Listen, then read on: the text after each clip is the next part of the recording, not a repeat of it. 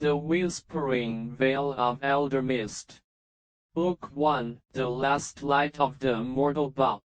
Prologue, The Fracture of the Ancient Pact. Long before kingdoms were carved into stone and names were etched into mortal memory, the world of Aerith breathed as one. It was a realm stitched together by three eternal forces, the warmth of the sunlit realms, the calm of the moonlit tides, and the silence of the shadowed deep. For 10,000 unbroken cycles, these three powers stood in delicate balance, bound by the ancient pact, a sacred oath forged beneath the roots of the world tree, Eldermist. The tree's silver leaves whispered wisdom to every living soul, its golden roots winding through every mountain, every forest, every quiet village and storm-shaken sea. No creature dared to break the pact, for all knew that to sever the balance was to tear the world apart at its very soul. But darkness does not thrive on chaos alone. It thrives on betrayal, on quiet resentment, on the bitter hunger of those who crave more than fate has given them. Morathur, the keeper of the shadowed deep, had guarded the realm's darkest corners for millennia, tasked with containing the void and keeping its endless hunger at bay. As centuries turned to dust, his heart grew heavy with envy. He watched the mortal races flourish beneath the sun and moon, humans building bustling cities filled with laughter and hope, elves weaving magic and song through ancient woods, dwarves carving grand halls and forging legendary treasures deep within the mountains. Morathur had no kingdom to call his own, no loyal subjects to honor his name, no light to warm his endless, shadowed domain. He began to believe the ancient pact was not a sacred bond, but a cruel chain, one that locked him in eternal darkness while others bathed in endless light. On the night the twin moons vanished from the sky, cloaked by a veil of inky blackness, Morathur shattered the pact. He drove a blade of void stone into the heart of Eldermist, splitting the world tree's core and tearing the three realms asunder. A great roar shook Aerith to its foundations. Silver leaves turned to ash and scattered on the wind, golden roots withered and crumbled deep beneath the earth, and a thick, cursed mist rolled across every land. This mist, later named the Whispering Vale, did not merely blind the eye, it stole memories, twisted hearts, and fed on the purest light in every living soul. The sunlit realms faded into endless twilight, the moonlit tides churned into raging, unforgiving storms, and the shadowed deep burst forth, spilling corrupted creatures and void spawn into every corner of the broken world. The ancient races fell one by one. Elven kingdoms vanished into the mist without a trace, dwarven strongholds sealed their gates and were never heard from again, and human cities burned to the ground. Hope became a forgotten word, courage a distant memory. For hundreds of years, the Whispering Vale spread unopposed, and Morathur's shadow grew stronger with every soul it consumed. Only a tiny, hidden prophecy remained, carved into the last unbroken stone of Eldermist's ruins, when the veil devours all light, a child of mortal and ancient blood shall rise from the ashes, bearing the last spark of the world tree's fading fire. This child alone shall mend the fractured pact, pierce the shadow's heart, and either restore Aerith to its former glory, or let the world fall into eternal darkness forever. Chapter E: The Boy Who Heard the Veil's Whispers. In the village of Brambles End, the mist never lifted. It hung low over the thatched rooftops every hour of every day, a cold, grey fog that clung to the cobblestone streets, curled around the wooden cottage walls, and seeped through every crack and crevice until even the warmest hearths felt cold and lifeless. Brambles End was a small, forgotten settlement, tucked away in the farthest corner of the fallen sunlit realms, a place the world had long abandoned. No travelers came here, no traders dared to cross the mist-shrouded woods that surrounded the village, and no one who left ever returned. The villagers lived in quiet fear, surviving on root vegetables and thin stew, keeping their fires burning day and night to ward off the shadowy things that lurked in the fog after dusk. They spoke little, laughed even less, and never, ever listened to the whispers of the Whispering Veil. All except Kael Voss. Kael was 16 years old, with unruly dark brown hair that always fell into his eyes and sharp, storm-gray eyes that saw things no one else could. He was an orphan, raised by Mara, the village's old herbalist, a quiet, stern woman with a face lined by years of sorrow and hands calloused from tending to sick villagers and wilting plants. Kael had never known his parents. Mara had found him as a tiny infant, abandoned on the edge of the misty woods, wrapped in a tattered cloak woven with silver thread, lying beneath a small, dying sapling that never withered, no matter how thick the mist grew. The villagers whispered that Kael was cursed, that he carried the shadow's mark, for he had always been different. While others turned away from the mist and blocked out its faint, murmuring voices, Kael heard them clearly. The veil whispered to him every night, soft, hollow words in a language he did not understand, visions of glowing silver trees, of grand forgotten kingdoms, of a dark, robed figure with eyes like endless void, and of a light so bright it could burn the shadows away. He had learned to hide it. For years, he had pretended not to hear the whispers, pretended the visions were nothing but dreams, pretended he was just another ordinary village boy who spent his days gathering herbs for Mara and chopping firewood for the village cottages. He knew the villagers feared anything different.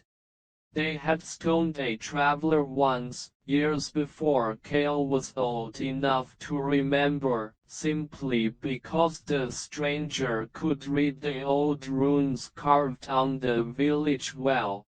If they knew Kael spoke to the mist, they would turn on him in an instant, so he stayed quiet, kept his head down, and lived in the small, safe bubble Brambles End offered, even if every day inside it felt like a slow, suffocating cage. The afternoon the world changed began like any other. The mist hung thick and heavy over brambles and muffling all sound until the village felt like a ghost town. Kale wandered the edge of the woods, gathering moonbloom flowers for Mara's healing potions, his boots crunching on fallen, dead leaves. The air was cold, sharp enough to make his fingers numb, and the veil's whispers were louder than usual, swirling around his ears like a storm. Normally, he would ignore them, focus on his task, and hurry back to the cottage before sunset. But today, the whispers were not just murmurs.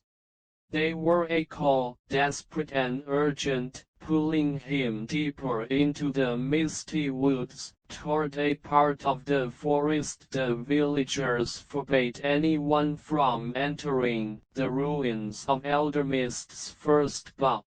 Kale, the mist whispered, its voice soft and ancient, like wind through hollow stone. The spark awakens. The shadow comes. You must rise. He froze, his hand tightening around the wicker basket in his grasp. His heart thundered in his chest, loud enough to echo in his ears. He had heard the veil speak his name before, but never so clearly, never with such desperate urgency. For a long moment, he hesitated. The villagers had warned him 100 times, the ruins were cursed, filled with void spawn and shadow creatures that would drag any living soul into the mist forever. To step foot there was to walk to certain death. But the whispers tugged at his soul, impossible to resist, and beneath the fog, he could see a faint glow, silver and warm, peeking through the trees, a tiny flicker of light in a world of endless gray. Against every warning, against every fear, Kale stepped into the deeper mist. The woods grew quieter the farther he walked. The sound of the village faded completely, replaced only by the rustle of dead branches and the constant, gentle murmur of the veil. The trees grew taller, their bark blackened and twisted, their branches bare and skeletal, reaching toward the gray sky like grasping hands. The mist swirled around his ankles, cold and damp, but he did not stop. He followed the silver glow, his feet moving on their own, until at last he stepped into a small, hidden clearing he had never seen before. In the center of the clearing stood the broken remains of a massive tree trunk, the last surviving fragment of Eldermist, the World Tree. Its bark was silver and cracked, its branches broken and lifeless, but from its center bloomed a single, tiny silver leaf, glowing softly in the mist. Beside the tree trunk lay a sword, its blade forged from starlight, its hilt wrapped in the same silver thread as the cloak Kale had been found in. And carved into the stone at the base of the tree were words in ancient runes, words Kale could read, without ever learning how. Only the bearer of the last spark may break the veil and end the shadow's reign. Before Kale could touch the sword, before he could process what he was seeing, the mist behind him erupted. A low, terrible growl rumbled through the clearing, and a shadowy creature stepped forth from the fog, tall, twisted, its body made of living darkness, its eyes two glowing pits of endless black. It was a void spawn, the first Cale had ever seen up close, and it had come for him. The Veil's whispers turned to a shout. Take the blade. Fight. Live. Cale's hand closed around the sword's hilt.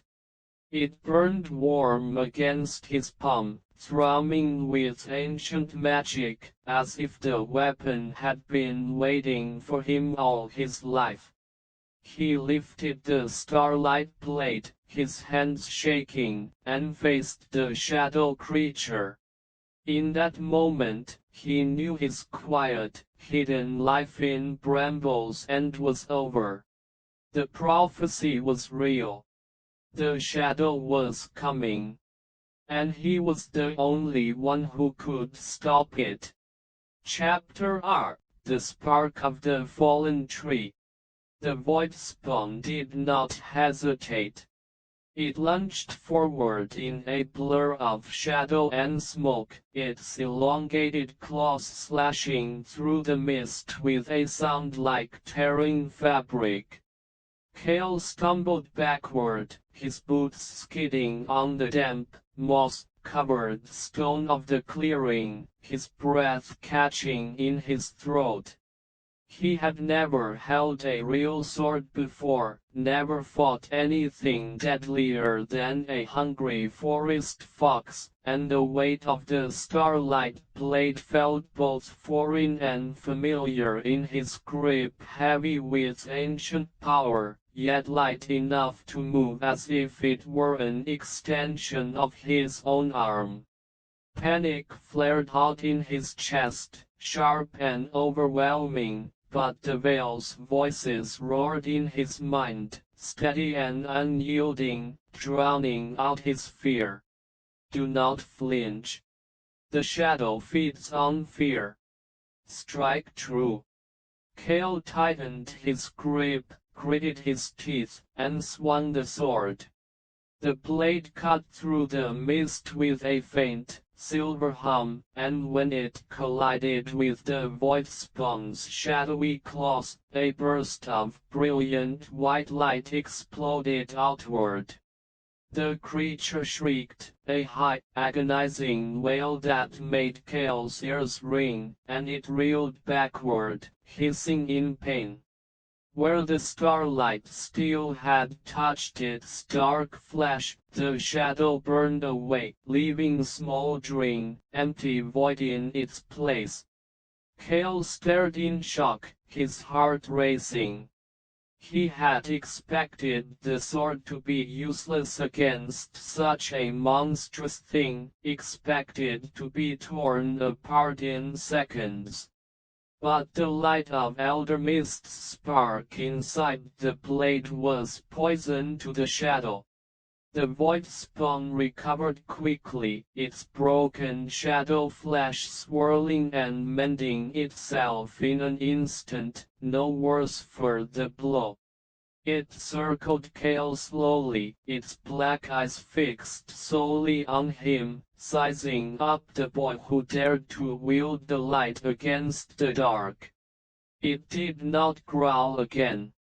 It did not make a sound at all.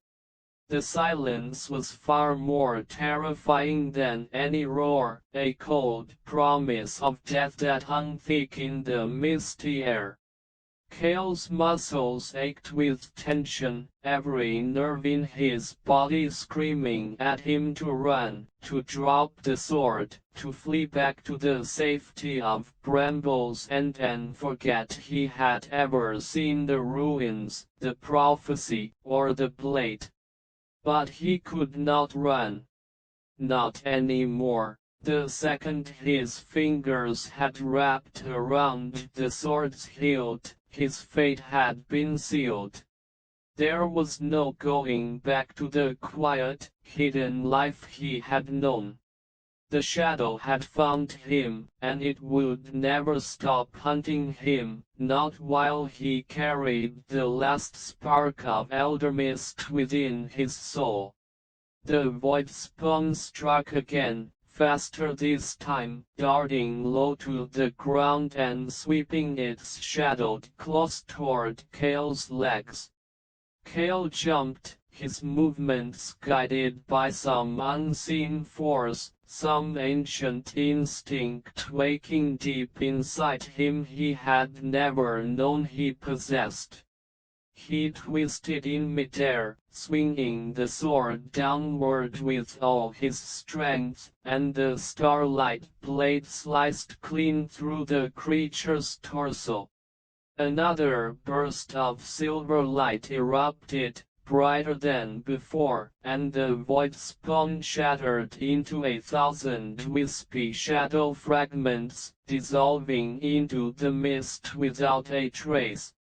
The clearing fell silent once more, save for Kale's ragged gasps and the soft, constant whisper of the veil.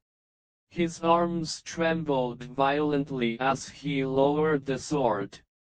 Sweat dripped down his forehead, mixing with the cold mist that clung to his skin, and his knees threatened to buckle beneath him.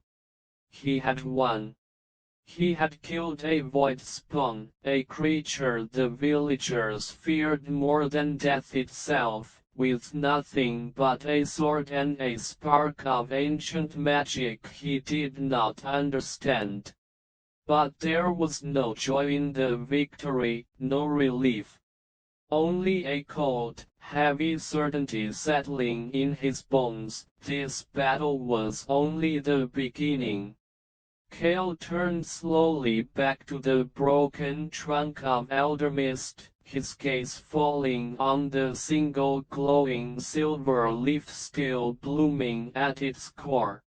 As he watched, the leaf fluttered gently, and a soft beam of silver light drifted from its edge, floating through the air and settling directly over his chest.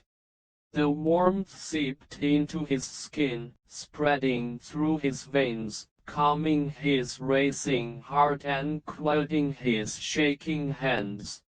Visions flashed before his eyes, sharp and clear, no longer vague dreams or distant whispers.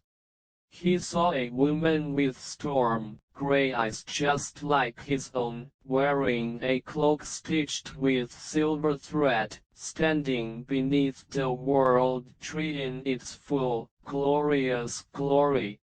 He saw her fighting beside elven warriors and dwarven kings, standing against Morather's dark army, sacrificing herself to hide the last spark of Eldermist before the pact broke completely.